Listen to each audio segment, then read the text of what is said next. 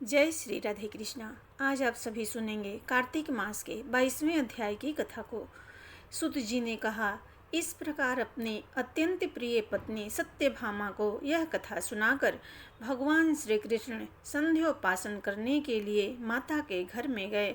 यह कार्तिक मास का व्रत भगवान विष्णु को अति प्रिय है तथा भक्ति प्रदान करने वाला है। ऋषि बोले, भगवान विष्णु को प्रिय, अधिक फल की प्राप्ति कराने वाले, शरीर के प्रत्येक अंग को प्रसन्न करने वाले कार्तिक महात्म्य आपने हमें बताया। यह मोक्ष की कामना करने वालों तथा भोग की इच्छा रखने वाले मनुष्यों को यह व्रत अवश्य करना चाहिए। इसके अतिरिक्त हम आपसे एक बात पूछना चाहते हैं कि यदि कार्तिक मास का व्रत करने वाला मनुष्य किसी संकट में फंस जाए, या वह किसी वन में हो, या व्रती किसी रोग से ग्रस्त हो जाए, तो उस मनुष्य को कार्तिक व्रत को किस प्रकार करना चाहिए।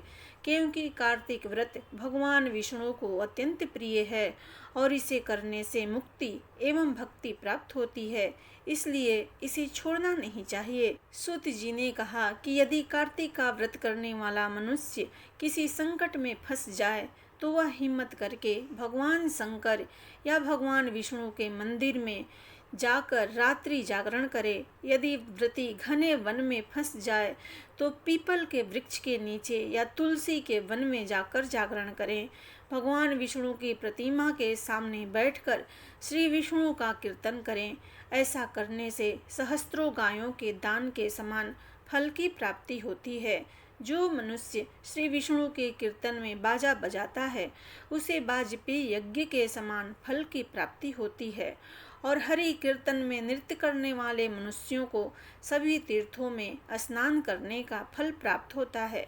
किसी संकट के समय या रोगी हो जाने और जल न मिल पाने की स्थिति में केवल भगवान विष्णु के नाम मात्र से ही मार्जन कर लेना चाहिए। शौनक आदि ऋषियों ने पूछा, आपने गौ तथा ब्राह्मणों के समान पीपल और वट वृक्षों को बताया है, और सभी वृक्षों में पीपल तथा वट वृक्ष को ही श्रेष्ठ कहा है। इसका कारण बताइए। श्री सुत जी बोले, पीपल भगवान विष्णु का और वट भगवान शंकर का स्वरूप है।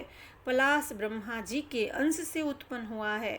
जो कार्तिक मास में उसके पत्तल में भोजन करता है, वह भगवान विष्णु के लोक में जाता है। जो इन वृक्षों की पूजा, सेवा एवं दर्शन करते हैं, उनके सभी पाप नष्ट हो जाते हैं। ऋषियों ने पूछा, हे प्रभु, हम लोगों के मन में एक शंका है कि ब्रह्मा विष्णु और शंकर वृक्ष स्वरूप क्यों हुए।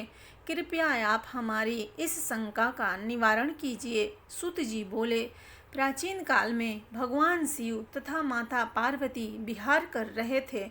उस समय उनके विहार में विघ्न उत्पन्न करने के उद्देश्य से अग्निदेव ब्राह्मण का रूप धारण करके वहां पहुँचे।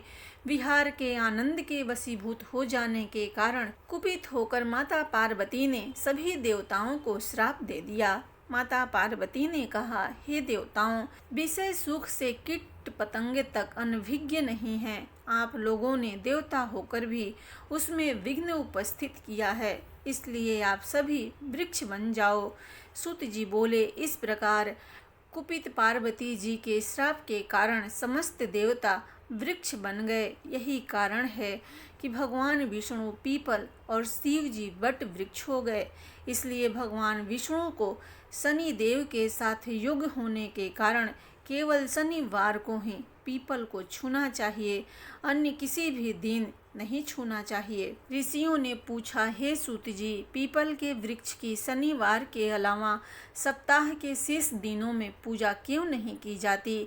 सूत जी बोले, हे ऋषियों, समुद्र मंथन करने से देवताओं को जो रत्न प्राप्त हुए, उनमें से देवताओं ने लक्ष्मी और कस्तूभ मणि भगवान विष्णु को समर्पित कर दी। जब भगवान विष्णु लक्ष्मी जी से विवाह करने के लिए तैयार हुए, तो लक्ष्मी जी बोली, हे प्रभु, जब तक मेरी बड़ी बहन का विवाह नहीं हो जाता, तब तक मैं छोटी बहन आपसे किस प्रकार विवाह कर सकती हूँ। इसलिए आप पहले मेरी बहन का विवाह करा दें, उसके बाद आप मुझसे विवाह कीजिए। यही नियम है जो प्राचीन काल से चला आ रहा है। सूत जी ने कहा। लक्ष्मी जी के मुख से ऐसे वचन सुनकर भगवान विष्णु ने लक्ष्मी जी की बड़ी बहन का विवाह उद्दालक ऋषि के साथ संपन्न करा दिया। लक्ष्मी जी की बड़ी बहन अलक्ष्मी जी बड़ी कुरूप थी। उसका मुख बड़ा, दांत चमकते हुए, उसकी देह वृद्धा की भांति, नेत्र बड़े बड़े और बाल रुखे थे। भगवान विष्णु द्वारा आग्रह किए जाने पर ऋषि उद्दालक उससे विवाह करके उसे वेद मंत्रों की ध्वनि से गुंजाते हुए अपने आश्रम में ले आए।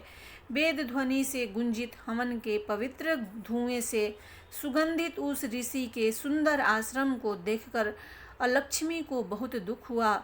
वह महर्षि उद्दालक से बोली, चूंकि इस आश्रम में वेद ध्वनि गूंज रही है, इसलिए यह स्थान मेरे रहने योग्य नहीं है, इसलिए आप मुझे यहाँ से अन्यत्र ले चलिए। उसकी बात सुनकर महर्षि उद्दालक बोले, तुम यहाँ क्यों नहीं रह सकती और तुम्हारे रहने योग्य अन्य कौन सा स्थान है, वह भी मुझे बताओ। अलक्ष्मी बोली, जिस स्थान पर वेद की ध्वनि होती हो, अतिथियों का आदर सत्कार किया जाता हो, यज्ञ आदि होते हों, वैसे स्थान पर मैं नहीं रह सकती। जिस स्थान पर पति पत्नी आपस में प्रेम से रहते हों, पितरों के निमित्त यज्ञ होते हों, देवताओं की पूजा होती हो, उस स्थान पर भी मैं नहीं रह सकती। जिस स्थान पर वेदों की ध्वनि न हो, अतिथियों का आदर सत्कार न होता हो, यज्ञ न होते हों, पति पत्नी आपस में क्लेश करते हों, पूज्य वृद्धों सत्पुरुषों तथा मित्रों का अनादर होता हो, जहाँ दुराचारी चोर पर स्त्रीगामी मनुष्य निवास करते हों, जिस स्थान पर गायों की हत्या की जाती हो, मद्यपान ब्रह्म हत्या इत्यादि पाप होते हों, ऐसे स्थानों पर मैं प्रसन्नतापूर्वक निवास करती हूँ। सूत जी बोले, अलक्ष्मी के मुख से इस प्रकार के वचन सुनकर उद्दालक मुनि का मन खिन्न हो गया। वह इस बात को सुनकर मौन हो गए। थोड़ी देर बाद वे बोले कि ठीक है, मैं तुम्हारे लिए ऐसा स्थान ढूंढ दूंगा। जब तक मैं तुम्हारे लिए ऐसा स्थान न ढूंढ लूं, तब तक तुम इसी पीपल के नीचे चुपचाप बैठे रहना। महर्षि उद्दालक उसे पीपल के वृक्ष के नीचे बैठाकर उसके रहने योग्य स्थान की खोज में निकल पड़े, परंतु जब बहुत समय तक प्रतीक्षा करने पर भी वे वापिस नहीं लौटे, तो वह लक्ष्मी विलाप करने लगी। जब वैकुंठ में बैठी लक्ष्मी जी ने अपनी बहन अलक्ष्मी का विलाप सुना, तो वे व्याकुल हो गई। वे दुखी होकर भगवान विष्णु से बोली, हे प्रभु, मेरी बड़ी बहन पति द्वारा त्यागे जाने पर अत्यंत दुखी है। यदि मैं आपकी प्रिय पत्नी हूँ, तो आप उसे आश्वासन देने के लिए उसके पास चलिए। लक्ष्मी जी की प्रार्थना पर भगवान विष्णु लक्ष्मी जी सहित उस पीपल के वृक्ष के पास गए, जहाँ लक्ष्मी बैठकर विलाप कर रही थी। उसको आश्वासन देते हुए भगवान विष्णु बोले, हे अलक्ष्मी, तुम इसी पीपल के वृक्ष की जड़ में सदैव के लिए निवास करो, क्योंकि इसकी उत्पत्ति मेरे ही अंश से हुई है और इसमें सदैव मेरा ही निवास रहता है। प्रत्येक वर्ष गृहस्थ लोग तुम्हारी पूजा करेंगे और उन्हीं के घर में तुम्हारी छोटी बहन का वास होगा। स्त्रियों को तुम्हारी पूजा विभिन्न उपहारों से करनी चाहिए। मनुष्यों को पुष्प धूप दीप गंध आदि से तुम्हारी पूजा करनी चाहिए, तभी तुम्हारी छोटी बहन लक्ष्मी उन पर प्रसन्न होंगी। सूत जी बोले, ऋषियों, मैंने आपको भगवान श्री कृष्ण सत्यभामा तथा पृथु नारद का संवाद सुना दिया है, जिसे सुनने से ही मनुष्य के समस्त पापों का नाश हो जाता है और अंत में वैकुंठ को प्राप्त करता है। यदि अब भी आप लोग कुछ पूछना चाहते हैं तो अवश्य पूछिए, मैं उसे अवश्य कहूँगा। सूत जी के वचन सुनकर शौनक आदि ऋषि थोड़ी देर तक प्रसन्नचित वहीं बैठे रहे।